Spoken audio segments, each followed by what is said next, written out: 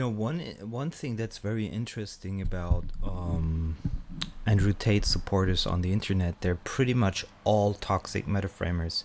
The moment you say anything that might be critical of Andrew Tate, even if it was legitimate, you get immediately hit with toxic metaframes, which in a sense means that all of these supporters that do the toxic metaframing, that they're seriously unhappy in life, and they're projecting their unhappiness onto you, and they don't have the capacity to see legitimate critique.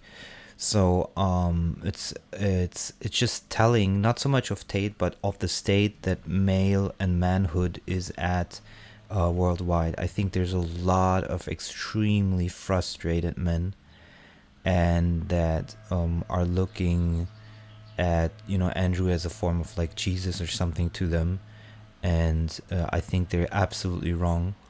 And it's interesting to see how society is deforming more and more into this perverted way of inability to just come together on a heart based level and just see each other for the human beings that we are, and not for the performance, the money, and all of this stuff. Creation and manifestation is important for a man to be attractive to a woman. I say that masculine solar plexus manifestation and empowerment, that's important to be attractive, just like you want a woman to be beautiful. For a man, it must be resource movement, the ability to move resources, acquire and move resources. And I'm not just talking about money, I mean about all the qualities that signal that. And one is, for example, courage, money, discipline, ability to get things done just in any way, shape, or form, and quickly, often also. So all of these resource movement signals, those are highly attractive to women, and uh, and they work perfectly. We want to also be socially integrated, because that gives you, just your network gives you more power. If you have people around you that can move resources as well, and you can contact them and they can help you, that makes you even more attractive in that sense also. But um, being physically, strength, have physical strength, is also very attractive to women, because then you can also move resources around. But you don't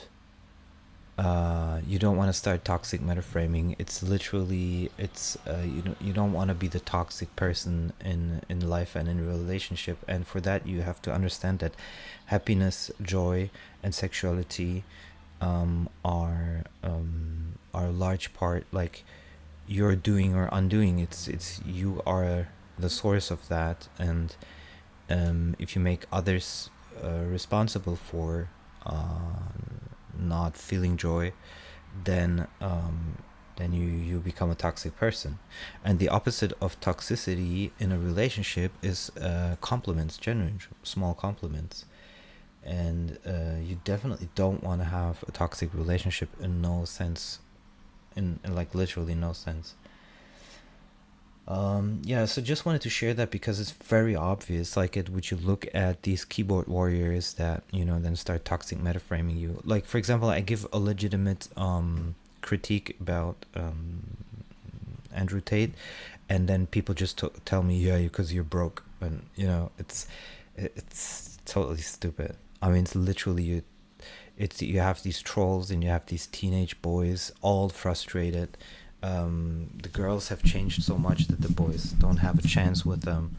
And you don't become a attractive by just being an Andrew Tate boy, fanboy. You actually become the opposite of attractive if you become an Andrew fanboy. You become attractive by getting your shit together, and not by commenting some bullshit stuff, toxic metaframing other people. in actuality, that will probably make things worse, because if when women become more or are more conscious about toxicity, they'll realize, oh, even though you have, for example, money, that you're a toxic metaframer, and they will not want to be in a relationship with you.